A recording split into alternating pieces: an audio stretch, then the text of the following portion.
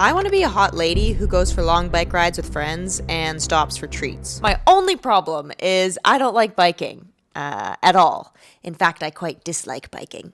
But that's all going to change, because for the next month, I'm going to do everything in my power to become the cyclist that I've always wanted to be.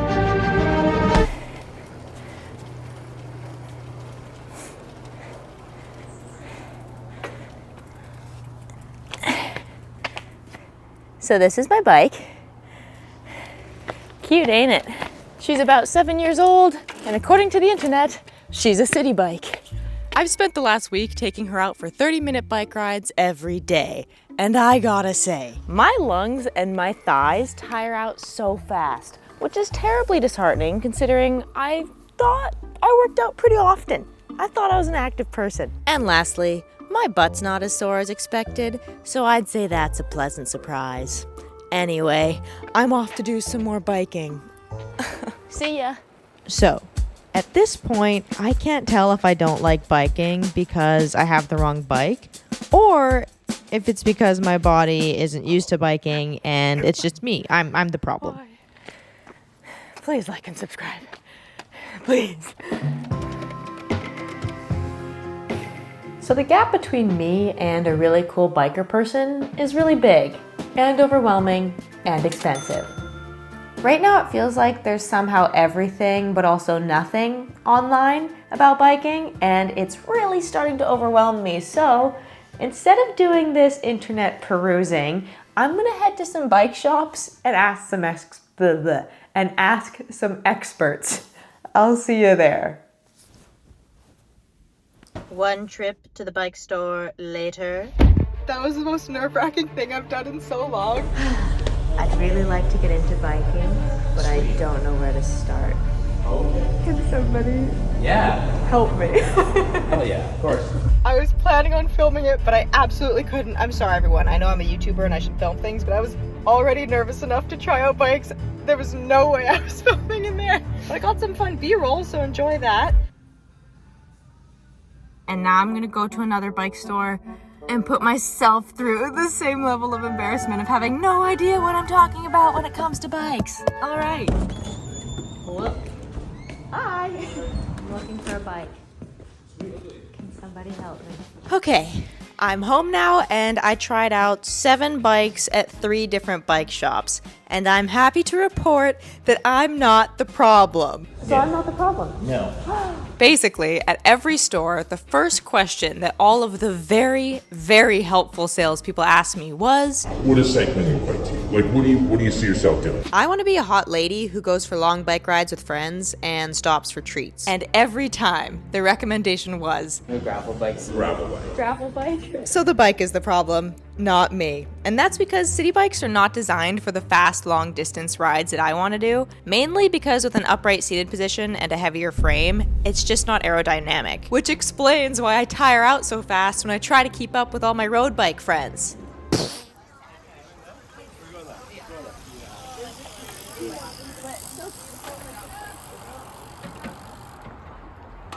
So now I know that if I want to get into biking, I should get a gravel bike. And it's gonna have to fit right, otherwise I'm just gonna set myself up for not liking biking all over again. So with that, it's now time for part 3.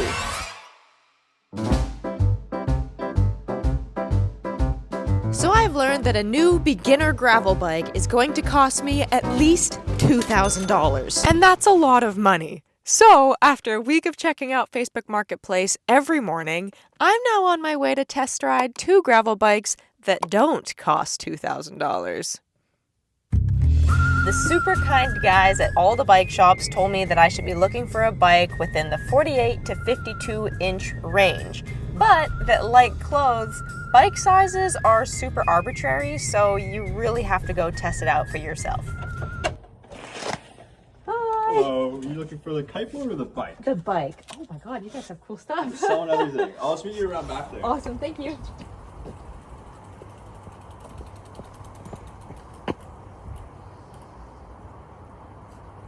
So to make sure I don't get a lemon on Marketplace, ChatGPT has instructed me to ask the owner why they're getting rid of it, how often it was used, if there were any accidents, and the maintenance history. It also told me to check for damages like cracks, dents, and rust, check to see if the tire treads and wheels are straight without wobbling, make sure the brakes and gears work smoothly, and make sure the chain and cassette don't look super worn down. So I just tested both bikes, and I have something to show you. Ta-da! Everyone meet my new gravel bike. She's beautiful and I love her. Originally, she was $1,000, but the owner gave her to me for $900. Now I actually have to ride her. My goal from the beginning has been to go for a long ride with a friend and stop at a coffee shop. And I'm happy to report that I've found a friend, which happens to be my mom on her e-bike, and I found a coffee shop, which is a mere hour and a half both ways. So to train for this 3-hour ride, for the next 3 weeks, I'm going to be following this beginner biker routine. Let's ride. Day 1 is a 45-minute bike ride. We're doing it.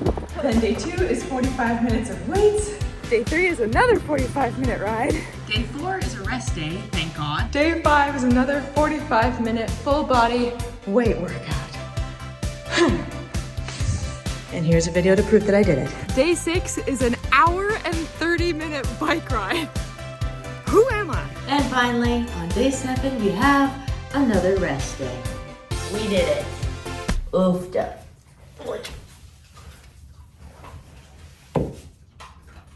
Hi, it's the week 1 recap, and I can't believe I did that.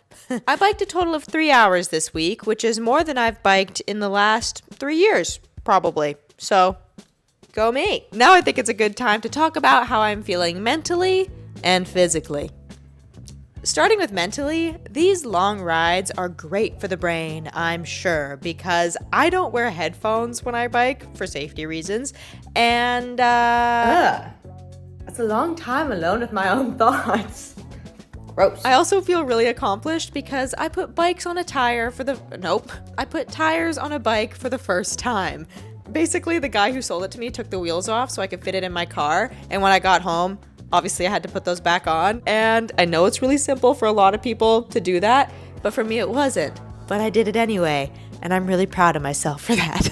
And lastly, I've been riding on some pretty beautiful and empty, carless bike paths, so I'm feeling really good safety-wise. And speaking of safety, now's probably a really good time to mention that for all of the videos that you see of me filming myself or of me going by on a bike, I just want you to know that I'm always signaling and pulling over safely and or making sure that there's a long stretch of bike path ahead of me and behind me and that nobody else is around. Cool. And then when it comes to physically, I've just been wearing bike shorts and leggings for all of my rides because I don't have any padded shorts or bibs. And because of that, my butt started to hurt pretty bad on the second ride. My butt hurts quite a bit. And then on the third ride, the pain really went up a gear. Pun intended. My legs and my butt. Oh my god. So I'm heavily considering buying some padded bike shorts, but in a weird way, I feel like I'm not a big enough biker person to warrant them. Like I don't deserve them or something. But yeah, mostly that's just me out here being concerned about what other people will think of me instead of doing what makes me comfortable. So that's a me problem for sure. But other than that, I'm just feeling so fast. Guys, I passed people. I never pass people. And I got a biker wave. My first one ever.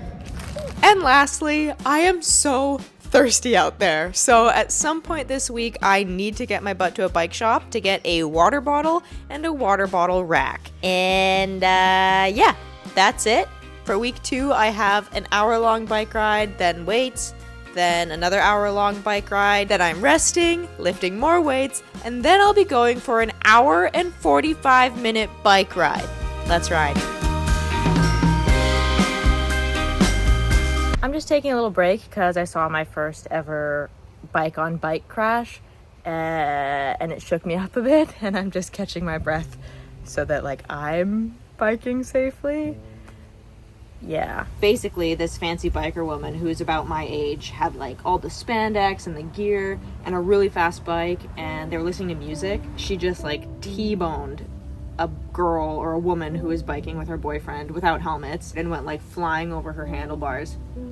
And yeah, not trying to be scary, but like I think Gordon Ramsay just put out a video of his bike accident and he's like, honestly, you've got to wear a helmet. I second what he says there. Also, I just want to reiterate what I said in the weekly recap, in that I never film myself biking on like roads or when there's people around. It's like texting and driving. I don't want to be like on my phone and biking because you're going so fast, and like the worst thing ever could be to hurt somebody. Anyway, I'm gonna go back out biking now, but very safely. And yeah. I slept in today, so I could only do a 20-minute workout. But I think I made it count. Yeah, I did. That was so hard. Not gonna lie, I don't want to go biking at all today, but we're gonna do it. We're gonna do it. All right, yay! I did it. I feel so much better, but I'm definitely tired. Okay, we're done. Okay, so I did my stretches yesterday and I did my weights today, and now I'm off to go shopping. Ah, jeez. Hi. And we're back to Russ Hayes for some shorts. I mentioned earlier in the video that I didn't think I was qualified or good enough for padded bike shorts, but that mindset has blown out the window because the pain is so real. You will not find me on a bike until I have those padded bike shorts. Thank you very much. Sweet relief. Also, quick fun fact, I bought a water bottle and a water bottle rack. Ta-da! Now let's bike.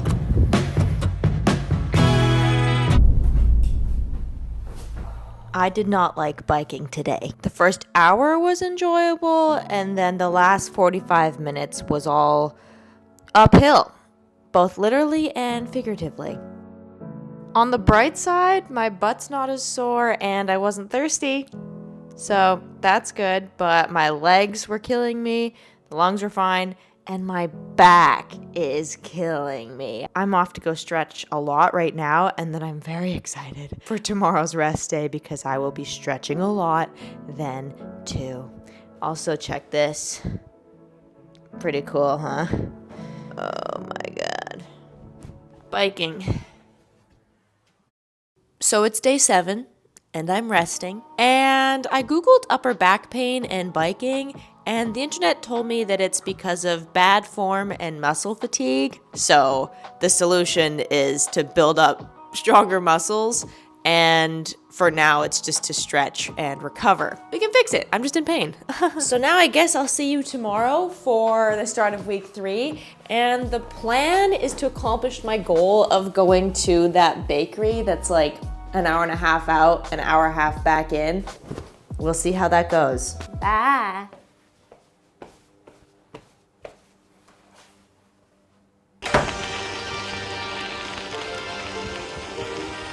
How beautiful is this? I woke up so grumpy. And then I was grumpy for the first 30 minutes, but I'm not grumpy anymore. I like biking now, everybody. The stretches helped, I've stopped locking out my arms, and I've learned to bike early in the morning and not when the sun is at its zenith. But let it be known that I still have to drag myself off the couch most days, and I definitely should have bought padded shorts on day 1. Pause the montage. I just got back from biking with a friend for the first time ever, and my heart is so full. And we stopped for coffee, and it was wonderful, and my cheeks hurt from smiling. So I'm so happy to have a fun outdoor activity to do with friends. And yeah, I feel good. Shall we ride to the bakery? Yes, we shall ride.